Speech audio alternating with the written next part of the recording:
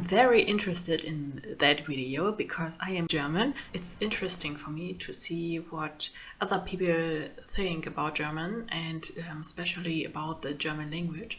So yeah, let's start with the video. I'm very excited. Hey guys, welcome to my channel. Let's start. Hey guys, welcome to my channel. I've recently realized that I miss Germany so much. It's been 8 years since I've studied there, and it's been like almost 5 years since I visited. I decided to recreate my memories. I decided to sit down and remember 40 most common phrases in German. I know you like this format, so this video is about phrases that Germans use every day, and if you use them, your speech is going to be more natural. So if you're interested, please continue watching this video. I'm interested. Yep. I'm interested. Interested? I don't know. Now I'm gonna start with 2 phrases that you just have to know. I hope you know them because they're really basic. So Guten Tag is the way you greet people. Guten Tag. Guten Tag. And this means, hey, hello, guten Tag. Yes, it means hey, hello. It's the same meaning, aber es ist ein bisschen höflicher. Tag. Guten Tag. The second phrase you normally tell people is wie geht's? And wie geht's, Wie geht's? Wie geht's? Ja, was sagt sie? you translate is how's it going? So how are you? But if you want to be more informal, if you are meeting with your friend or with your colleague, you can say was geht ab? And if you translate it word to word, it's like what's going on. You can also hear that in American English, like hey, what's going on? So in German that would be hallo, was geht ab? Was geht ab? Was geht ab? Was ist da los? Wer ist noch da? A very standard answer that we haven't learned at school, but I had a private tutor who taught me that. She said that Germans use es geht, which is I'm fine, it's going well. So Nee, ja, jein, jein. Ich sag jein. Erstmal zu dem Thema, was geht ab? Hey, was geht? Ja. Sag ich das? Ich weiß es nicht. Wenn ich mich mit Freundinnen treffe, ja, dann sage ich vielleicht, hey, was geht ab? Aber wenn ich mich jetzt mit meinen Eltern treffe, dann würde ich das nicht sagen. Dann würde ich sagen, na, alles klar oder, wohl, vielleicht auch doch. Ich weiß es nicht. Und es geht, kommt drauf an, wie man es meint. Ich würde eher sagen, es ist so ein Mittelding. Na, wie geht's? Es geht, so. Good, bad. Es geht so. So es geht. And I think this is one of the most common ways to answer the question was geht ab? You just say es geht. Another Was geht ab? Ja, es geht. Nein, was geht ab? Hey, was geht ab? Dann sage ich ja, alles klar oder so. Oder, aber es geht. Aber wie geht's? Dann vielleicht, ja, es geht. Ja. phrase is, if you want to be more specific, you can say mir geht's gut, which means that I'm doing well, I'm doing fine. Now, I'm going to talk about a phrase that is really typical for the place where I studied, and I studied in Dresden, which is Sachsen, and they like to insert those small fillers, and one of the fillers is na, or in Dresden they say nö. So if you want to sound more German, add na to everything. For example, when you were explaining something and you want to make sure that the person understood, you can say na, alles klar, which means Na, alles klar? so did you get it? Now we are slowly approaching, Was sagt die? which means so did you get it? Now we are slowly approaching. Naja, also ja, es kann heißen, hast es verstanden? Das ist das eine. Do you get it? It's the same question as how are you? Na, alles klar? Geht's dir gut? Das ist so ein bisschen lockerer. Ja. Words that are intermediate, upper intermediate, and almost advanced. Now this is a phrase that you have probably heard, and it goes like ich verstehe nur Bahnhof. This is an idiom. So idiom is a phrase that you do not translate word to word. You have to know the meaning. Ich verstehe nur Bahnhof If you translate word to word, you will get, I only understand the train station, which has no sense. But in German, if you say, ich verstehe nur Bahnhof, it means that you don't Ich verstehe nur Bahnhof. understand a thing. In English, the equivalent would be, it's all Greek to me. So for example, when you're in a company of friends and everybody speaks German and you're just a beginner, you can say, ich verstehe nur Bahnhof, which means you don't get a thing. Ich verstehe nur Bahnhof. Another great phrase, Germans use it a lot, aller Anfang ist schwer, which means every beginning is tough, which is true. But when you're studying something new and you're struggling, for example, you're studying to learn German and it's going really slowly, you can write on your wall, alles Anfang ist schwer. And this is gonna Alles Anfang? Alle Anfang? help you, it's gonna motivate you to overcome those difficulties. Now, if you've been to Germany or if you've met a German in your life, you probably know this phrase, and this is Prost. This is Prost. the same as cheers. So when you drink German beer, when you want to cheer, you say Prost. Prost. Ja. A great Ja, I agree. Prost, or Cheers, or Prösterchen. Oder, ja, so die drei. Prost, Prösterchen, Cheers, das sind so die ich benutze.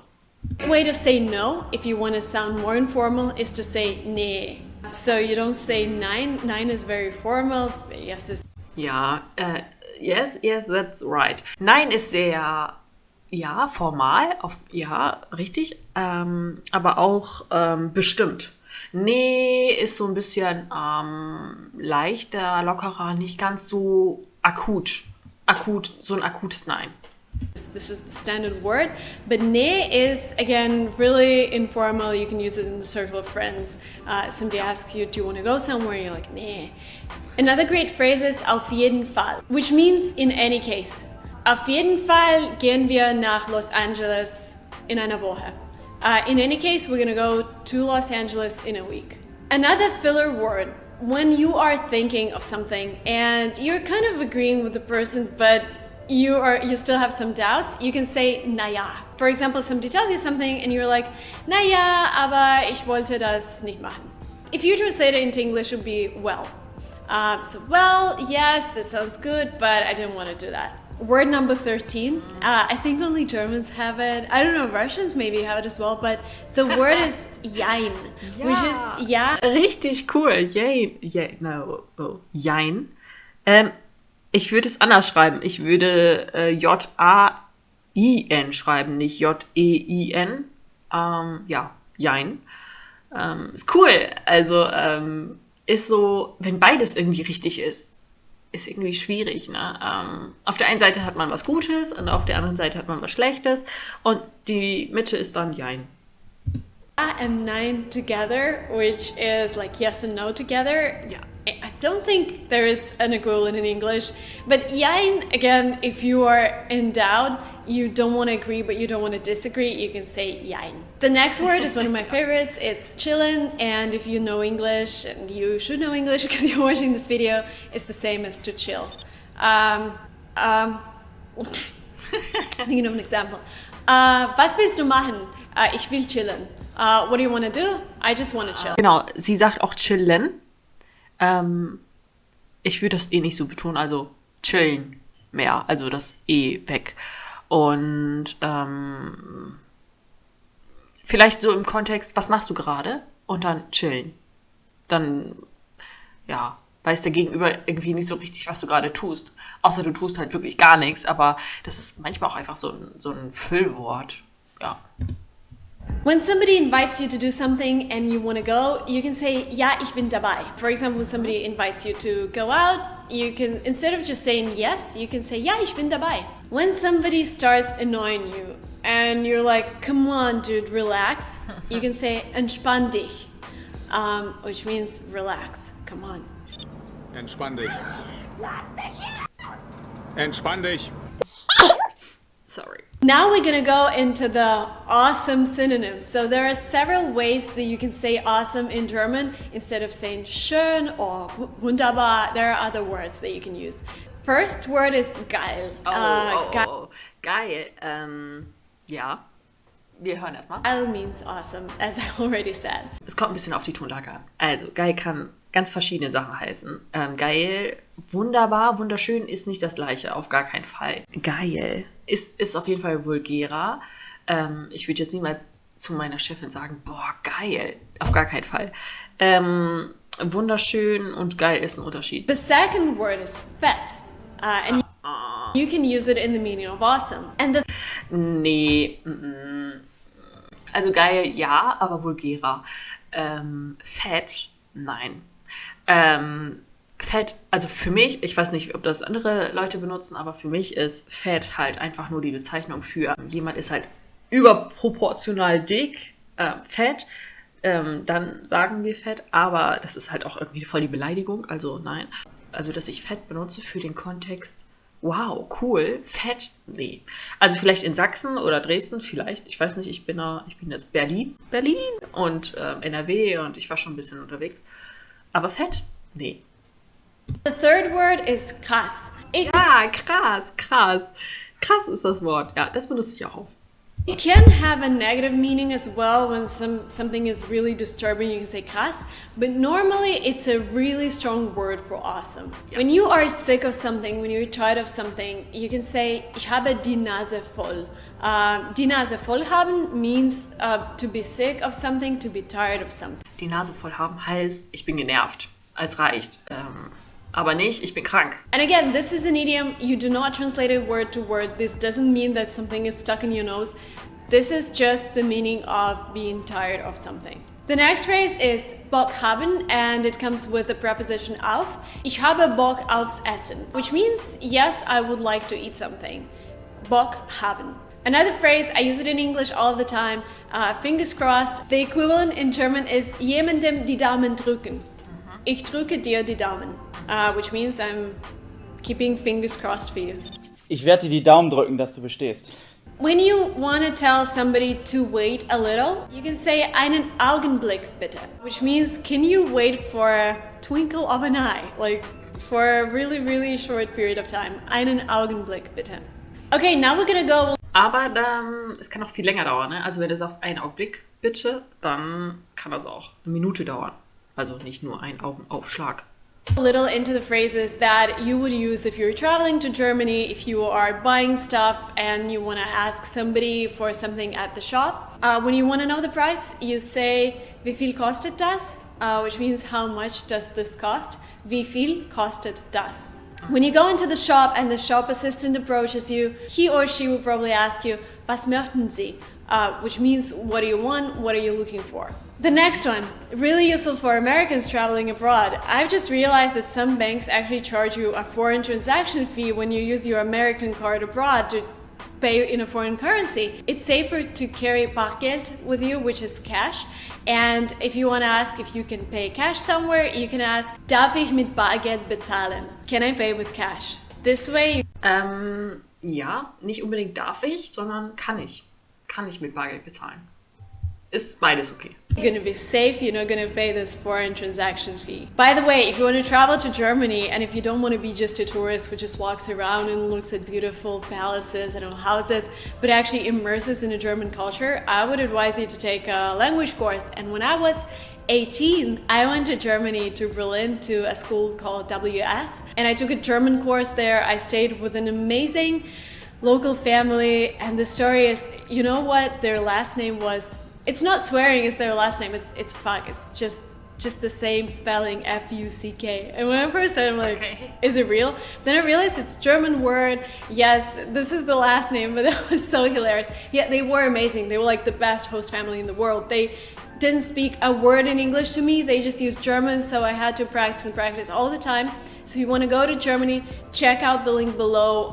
LinguaTrip was inspired. LinguaTrip is my company, and it was inspired by one of these trips when I had to look for everything myself and figure out the school myself, accommodation.